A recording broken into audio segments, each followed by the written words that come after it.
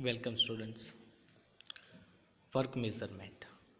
We already studied what is work measurement, different procedure of work measurement, what is advantages of work measurement. Let's study what is work measurement techniques. We already states names, time study, work sampling, synthetic data, analytical estimating, predetermined motion time study. Another one is MTM, which already discussed in predetermined motion time study. બધા જ time study work sampling synthetic data analytical estimate બધા જ deeply આપણે એક એક કરીને step by step જોઈશું. તો ટેકનિક્સ તો જોઈ તમે, ટાઈમ સ્ટડી છે, work sampling, synthetic data, analytical estimating, MTM, PM, બરાબર છે. એ જે મેં વાત કરી કે પ્રીડિટરમાઇન્ડ મોશન ટાઈમ સ્ટડીનો જે એક ભાગ છે MTM, એટલે કે manual operation confirm to one work centre, બરાબર, એ જોવાનું છે આપણે. એટલે MTM ને બધું ડિસ્કસ કરવાનું છે ઓલરેડી. ઓકે, એટલે જોઈએ કે time study, work sampling, synthetic data, analytical, step by step આપણે જોઈશું. આ તો ખાલી એક જસ્ટ ટાઈમ ઉપરથી ખ્યાલ આપેલો છે. તો વોટ ઇઝ ટાઈમ સ્ટડી?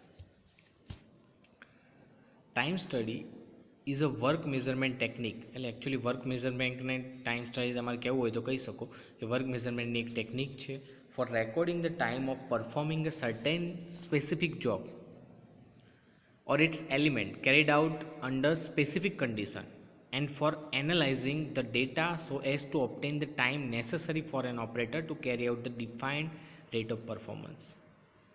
એટલે કે ટાઈમ સ્ટડી શું છે તો કે વર્ક મેઝરમેન્ટની એક ટેકનિક છે જેમાં time of performing a certain specific job, એટલે કે જ્યાં તમે સ્ટડી કરવા માગતા હોય સ્પેસિફિક જોબ માટે જે તે કારીગર કે વર્કર કે ઓપરેટરને કેટલો ટાઈમ લાગે છે એને તમારે શું કરવાનું છે, નોંધવાનો છે, એને એનાલાઇઝ કરવાનો છે, અને એક ડેટા તૈયાર કરવાનો છે, બરાબર છે.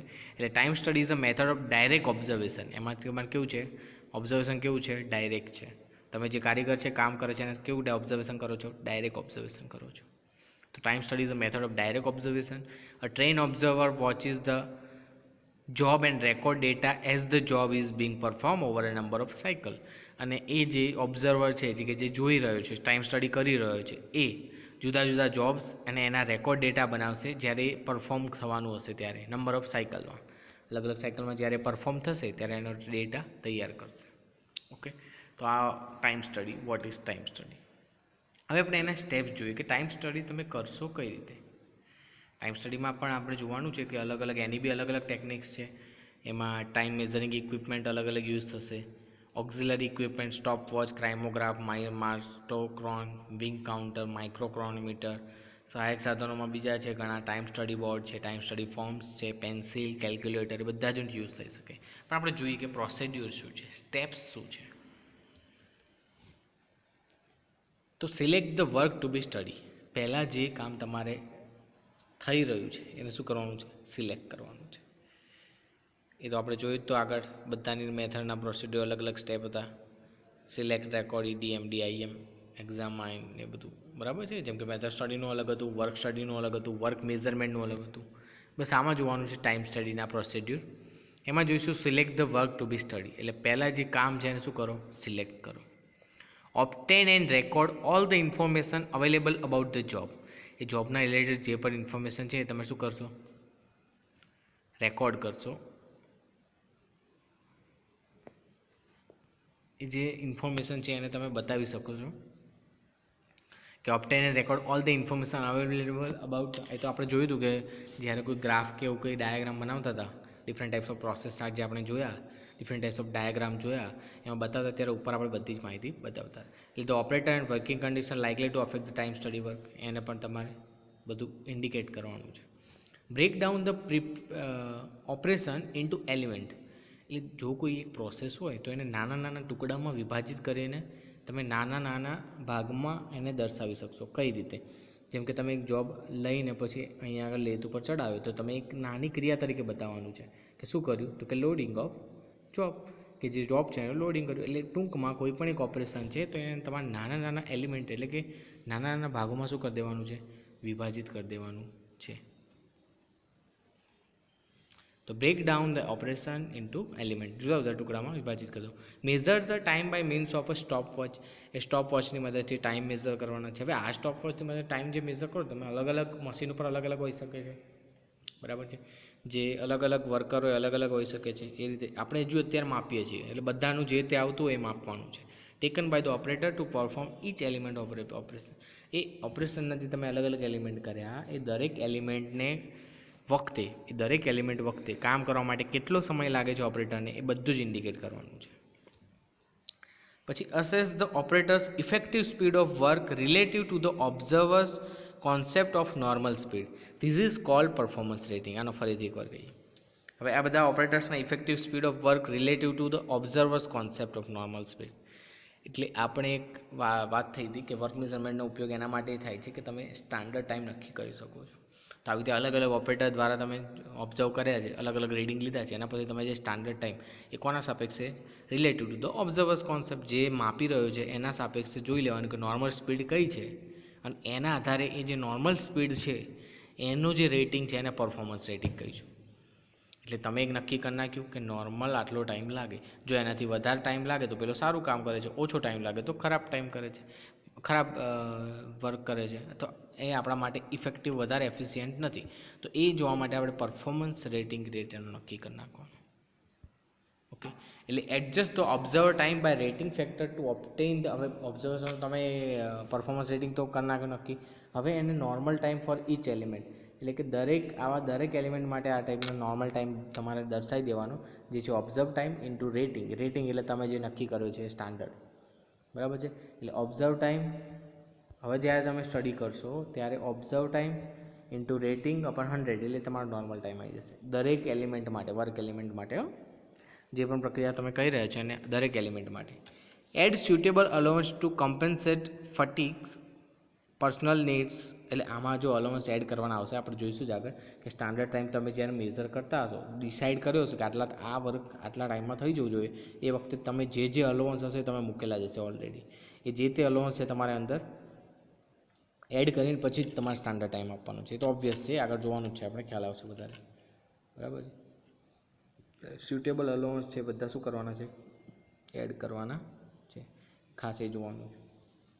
Complete allow time for the entire job by adding element standard times considering frequency of occurrence of each element. એટલે કંઈ કહેતો નથી, ખાલી એ જ વસ્તુ કહે છે કે જે કામ કરો છો એને સ્ટાન્ડર્ડ ટાઈમની ફ્રીક્વન્સી સાથે સરખાવવાનું છે. શું કરવાનું છે, એ અલાઉ કરવાનું છે. સ્ટાન્ડર્ડ ટાઈમ છે એ પ્રમાણે અલાઉ કરવાનું છે. કોઈ પણ જે જોબ છે અથવા એમાં એ એલિમેન્ટને અલગ અલગ આવી રીતે જુદા જુદા એલિમેન્ટના અલગ અલગ સ્ટાન્ડર્ડ ટાઈમ નક્કી કરીને એને શું કરવાનું છે, સમેશન કરીને તમે આખા ઓપરેશનનો સ્ટાન્ડર્ડ ટાઈમ મેળવી શકો.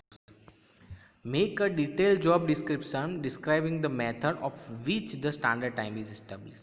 અને પછી એ જે મેથડ છે, જે દરેક મેથડ માટે અલગ અલગ સ્ટાન્ડર્ડ ટાઈમ હશે. ધારો કે તમે મેઝર કર્યો અને તમને બરાબર મેથડ ના લાગી, તો તમે શું કરશો, મેથડમાં અમુક ફેરફાર કરશો. એની મોશન ઇકોનોમી એટલે કે એની જે મોશન છે, એ હલનચલન છે, એમાં શું કરશો, ફેરફાર કરીને તમે જે સ્ટાન્ડર્ડ ટાઈમ નક્કી કરવો એ પ્રમાણે તમે એસ્ટાબ્લિશ કરી શકશો. અને પછી એનો ટેસ્ટ કરીને રિવ્યૂ સ્ટાન્ડર્ડ વેર નેસેસરી, બરાબર છે. અને જરૂર પડે તો તમારે સ્ટડી કરી. ઇન શોર્ટ, તમારે સ્ટાન્ડર્ડ ટાઈમ એટલે તમે જે નક્કી કર્યો છે સારો ટાઈમ, સારો મતલબ જે પ્રોડક્ટિવિટી વધારે છે, જેમાં અનપ્રોડક્ટિવ વર્ક કેવું છે, ઓછું છે, બસ એ બધું ભેગું કરીને તમારે જે ટોટલ સ્ટાન્ડર્ડ ટાઈમ છે નક્કી કરવાનો છે. જો એમાં સુધારા હોય તો સુધારા કરીને તમારે એને ટેસ્ટ અને રિવ્યૂ કરી એક સ્ટાન્ડર્ડ ટાઈમ નક્કી કરવાનો. ઓકે, તો ટાઈમ સ્ટડી માટે અલગ અલગ ઇક્વિપમેન્ટ હોય છે, પણ જનરલી જે ઇક્વિપમેન્ટ છે જે સ્ટોપ વોચ. શું છે, સ્ટોપ વોચ. સ્ટોપ વોચ બધાએ જોઈ હશે, ખ્યાલ આવે છે. જે ઓલિમ્પિક્સમાં પેલો હાથમાં લઈને બેઠા હોય તે જે ટાઈમ રેટિંગ માટે, ખ્યાલ આવે છે. એ આપણે જોવાનું છે આગળ. ટાઈમ સ્ટડી કરવા માટે ઘણા સાધનો છે એમ તો, પણ સમય માપવાના સાધનો અલગ અલગ હોઈ શકે છે. સહાયક સાધનોમાં જોવા જઈએ તો બે ટાઈપના છે, સમય માપવાના સાધનો, સહાયક સાધનો. એમાં સમય માપવાના સાધનો જોવા જઈએ તો સ્ટોપ વોચ આવે. એ સિવાય માર્સ્ટોક્રોન, બરાબર, કાઇમોગ્રાફ છે, માઇક્રોકોનોમીટર છે, વિંગ કાઉન્ટર છે, એ બધા જ અલગ અલગ સમય માપવાના સાધનો છે. અને જોઈએ ઓક્ઝિલરી ઇક્વિપમેન્ટ જોઈએ, એટલે કે સહાયક સાધનોમાં તો ટાઈમ સ્ટડી બોર્ડ આવે, ટાઈમ સ્ટડી ફોર્મ્સ આવે, પેન્સિલ આવે, કેલ્ક્યુલેટર આવે, બધા સપોર્ટિવ છે. એટલે ટાઈમ સ્ટડીમાં આપણે અલગ અલગ ડેટાનું શું કરવું પડે છે, રેકોર્ડિંગ. શું કરવું પડે છે, રેકોર્ડિંગ. જેમ જોયા આના સ્ટેપ જોયા, એ જોયું હતું પહેલું જ કે obtain and record all the examination, મતલબ રેકોર્ડ કરવા પડે છે. તો એ જેના માટે જે ઇક્વિપમેન્ટ યુઝ થાય છે, બે ટાઈપના આવે છે નોર્મલી, ટાઈમ મેઝરિંગ ઇક્વિપમેન્ટ અને ઓક્ઝિલરી ઇક્વિપમેન્ટ. ટાઈમ મેઝરિંગ ઇક્વિપમેન્ટને સ્ટોપવોચ, કાઇમોગ્રાફ છે, માસ્ટ્રો ક્રોન છે, માઇક્રો ક્રોનોમીટર છે, વિંગ કાઉન્ટર છે, બરાબર છે. ઓક્ઝિલરી ઇક્વિપમેન્ટમાં એટલે સહાયક સાધનો જે છે એમાં ટાઈમ સ્ટડી બોર્ડ આવે, ટાઈમ સ્ટડી ફોર્મ્સ આવે, ટાઈમ સ્ટડી એટલે મતલબ પેન્સિલ આવે, કેલ્ક્યુલેટર આવે, એ અલગ અલગ બધા તમારે સહાયક સાધનોમાં આવશે. એટલે ટાઈમ સ્ટડીમાં આપણે આ બધા ડેટાનું રેકોર્ડિંગ કરવું પડે છે અને આવા ડેટા એક સાદા કાગળ પર નોંધવામાં એક બરાબર છે અલગ અલગ નોંધવામાં આવે છે, એકત્રિત કરવામાં આવે છે, બરાબર છે. અને અવારનવાર આના પર ગ્રાફ એટલે કે રીતે દોરવામાં આવે છે પરફોર્મન્સ, એટલે એનું જે ફોર્મ છે, એનું જે પરફોર્મન્સ છે એને તમારા ગ્રાફ ફોર્મમાં બતાવેલા હોય છે, બરાબર. એટલે આ રીતે જે અલગ અલગ ડિટેલ ભરવા માટે ઓલરેડી તમે ફોર્મ બનાવેલા હોય કે જે તમને યોગ્ય હોય. હવે તમે કંપનીમાં કઈ રીતે ટાઈમ સ્ટડી કરો છો એના આધારે તમે એક ફોર્મ રેડી કર્યું હોય કે અહીંયા આગળ જે ટાઈમ સ્ટડી કરી રહ્યો છે એનું નામ, ટાઈમ સ્ટડી કયા ડિપાર્ટમેન્ટમાં થઈ રહી છે એનું નામ, કયા વર્કિંગ એલિમેન્ટ ઉપર થઈ રહી છે તો કયા ઓપરેશન ઉપર થઈ રહી છે. ઇન શોર્ટ તમારે જે માહિતી જોઈતી હોય એ પ્રમાણે તમે એનું એક ફોર્મ તૈયાર કરશો, બરાબર છે. અને એક જ ફોર્મેટમાં ડિઝાઇન ફોર્મની હોય અને એમાં નોંધવાનું અલગ અલગ રીડિંગ ટાઈમ સ્ટડી માટે વપરાતા, બરાબર છે. અલગ અલગ સાધનોનો યુઝ કરીને તમે એને શું કરી શકો, એ ફોર્મમાં નોંધી શકો અને એક રેકોર્ડ તૈયાર કરી શકો. ટાઈમ સ્ટડીમાં મુખ્ય બે પ્રકારના હોય છે. સ્ટડી માટે ઓબ્ઝર્વેશનના સ્થળ પર વાપરવાના એક ફોર્મ અને સ્ટડી કર્યા બાદ વાપરવાના એક ફોર્મ. મતલબ તમે જ્યાં સ્ટડી કરતા હોય એ સ્થળ ઉપર સાથે લઈને જશો રેકોર્ડ કરવા માટે જે ફોર્મ, એ કયા ફોર્મ કહેવાશે, એ ટાઈમ સ્ટડી ટોપ સીટ, મતલબ સ્ટડીના સ્થળ પર વાપરવાના ફોર્મ, બરાબર છે. એમાં કયા કયા આવે તો કે ટાઈમ સ્ટડી ટોપ સીટ આવશે, કન્ટિન્યુએશન સીટ આવશે, શોર્ટ સાયકલ સ્ટડી ફોર્મ. એ 3 ટાઈપના ફોર્મ જે છે એ તમારે ત્યાં સ્ટડી કર્યા બાદ ત્યાં વાપરવાના છે, ખ્યાલ આવે છે. જે જગ્યાએ તમે સ્ટડી કરી ગયા છો ટાઈમ સ્ટડી ત્યાં આગળ યુઝ કરવાના છે. અને બીજા ફોર્મ આવે છે સ્ટડી કર્યા બાદ વાપરવાના હોય છે, જેમાં સ્ટડી સમરી સીટ આવે, બરાબર છે, એનાલિસિસ સીટ આવે, એક સ્ટડી વિશ્લેષણ સીટ. તો એ બધી જ વસ્તુ જે થઈ એ ટાઈમ સ્ટડી ઇક્વિપમેન્ટમાં જ આવશે. એ કેવી થઈ પણ ઓક્ઝિલરી ટાઈપ, ખ્યાલ આવે છે. એ સિવાય જોવા જાઓ તો સ્ટોપવોચ તો ઘણા પ્રકારની આવે છે. આજે આકૃતિમાં દેખાઈ રહી છે સ્ટોપવોચ, બરાબર છે. એટલે સ્ટોપવોચ ટાઈમ સ્ટડી માટે વપરાતી સ્ટોપવોચ 3 પ્રકારની આવશે, આપણે જોવાની છે આગળ. ફ્લાયબેક સ્ટોપવોચ છે, નોન ફ્લાયબેક સ્ટોપવોચ છે. પણ પહેલાં એક વસ્તુ જોઈ લે કે સ્ટોપવોચ છે શું એકચ્યુઅલી. સ્ટોપવોચ કોને કહેશો તમે, તો કોઈ પણ એક કાર્ય કે જેનું તમારે ટાઈમ સ્ટડી કરવાનું છે એનું ચોક્કસ સંજોગોમાં એનું જે ઓબ્ઝર્વેશન કરવા માટે અથવા કાર્યને મેઝરમેન્ટ કરવા માટે તમે ચોક્કસ સંજોગોમાં કાર્યનું નાના એલિમેન્ટમાં વિભાજન કરી દેશો. પછી કામદારને કયા એલિમેન્ટ માટે કેટલો સમય લાગે છે એ જોવાનું છે. હવે એલિમેન્ટ મતલબ ધારો કે એક એક્ઝામ્પલ લઈ લઈએ કે એક લેથ છે, એના પર એક દાગીનો ચડાયેલો છે, તો જે ઓપરેટર છે એને લોડ કરે છે એના માટેનો ટાઈમ, ઓપરેશન મશીન ચાલુ કરીને ઓપરેશન થાય એનો ટાઈમ અને અનલોડિંગ ટાઈમ, એ 3 ટાઈમ થયા અલગ અલગ, તમે વિભાજિત કરી શકો અલગ અલગ એલિમેન્ટમાં. ઓકે. હવે દરેક ઘટક માટે મતલબ લોડિંગ ટાઈમ, તો એના માટે કામદારને કેટલો સમય લાગ્યો એની ઝડપ તમારે માપવાની છે. એ સ્ટોપવોચ સ્ટડી ટેકનિકથી માપી શકાય. મતલબ જ્યારે કામ ચાલુ કરે ત્યારે સ્ટોપવોચ ચાલુ કરી નાખવાની, જ્યારે કામ ચાલુ કરશે ત્યારે સ્ટોપવોચ ચાલુ કરશે, પછી ટાઈમ મેઝર થવાનું ચાલુ. અહીં એકચ્યુઅલી તમે એક રાઉન્ડ પડશે એટલે અહીં આગળ 1 રોટેશન બતાવશે, એ રોટેશન બતાવશે. એ તમારું મેઝરમેન્ટ અલગ અલગ યુનિટ્સમાં હોઈ શકે જે આપણે જોવાનું છે આગળ.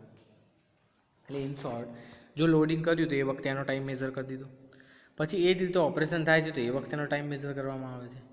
ટૂંકમાં જે એલિમેન્ટમાં અલગ અલગ તમે જે અલગ અલગ એલિમેન્ટ તૈયાર કર્યા છે કોઈ પણ એક ઓપરેશન, એ દરેક એલિમેન્ટ માટે દરેક એલિમેન્ટ પૂર્ણ કરવા માટે કેટલો સમય લાગે છે, ક્યારે સ્ટાર્ટ થયું, એ બધું જ વિશ્લેષણ કરવામાં આવે છે.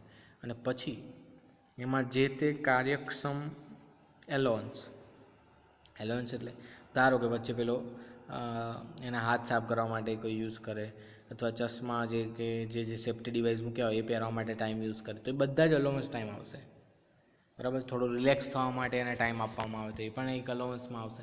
એ બધા જ માટે સમય કેલ્ક્યુલેટ કરીને એક સ્ટાન્ડર્ડ ટાઈમ નક્કી કરીને પછી આવી સ્ટોપ વોચની મદદથી એનો ટાઈમ મેઝર કરીને તમારે મતલબ જોવાનું છે કે કોઈ પણ કાર્ય પૂર્ણ કરવા માટે કેટલો સમય લાગે છે, સ્ટાન્ડર્ડ ટાઈમ જેટલો કેટલો લાગે છે, વધારે લાગે છે. એટલે સ્ટોપ વોચ પર સ્ટડી કરીને એના જે રીડિંગ છે તમે જે એના ઓક્ઝિલરી તમે વાપર્યા સહાયક સાધનો ઓક્ઝિલરી ઇક્વિપમેન્ટ, જેમ કે મેં વાત કરી હતી કે સ્ટડી જ્યાં કરતા હોય ત્યાં આગળ તમે લઈ જાઓ તો તમે ટાઈમ સ્ટડી સીટ હોય આખી, બરાબર છે, એમાં તમે ટાઈમ નોંધી શકો. એ જે ટાઈમ થતો હોય એ આગળ નોટ કરીને અહીંયા નોંધીને તમે બતાવી શકો છો. ટાઈમ સ્ટડી સીટ હતી તો એ બધું જ જોવાનું છે. ઓકે, પછી સ્ટડી કર્યા બાદ તમે એની સમરી સીટ પણ બનાવી શકો છો. તો કેટલો ટાઈમ કયા માટે કેટલો ટાઈમ લાગે એ બધા જ ટાઈમ સ્ટડી ઇક્વિપમેન્ટમાં આવશે. તો ખાસ જોયું કે ટાઈમ સ્ટડી શું છે, એના સ્ટેપ્સ કયા છે, એમાં જે ઇક્વિપમેન્ટ વપરાય છે બે ટાઈપના છે, એક સમય માપવાના સાધનો છે અને બીજા છે ઓક્ઝિલરી મતલબ સહાયક સાધનો છે. તો સમય માપવાના સાધનો તમે જોયા, સ્ટોપ વોચ છે એ બધે જોવાના છે, માઇક્રો બરાબર, એટલે ટૂંકમાં એ બધા છે ને એ ટાઈમ નોટ કરશે. કોઈ પણ એક્ટિવિટી સ્ટાર્ટ થઈ અને ખતમ થઈ તો એ દરમિયાન એનો ટાઈમ કેટલો થયો, અને સેકન્ડમાં નહીં પણ થોડું એનાથી બી માઇક્રો લેવલે માઇક્રો સેકન્ડ કે એ ફોર્મમાં તમારે બતાવવું હોય તો બતાવી શકે છો.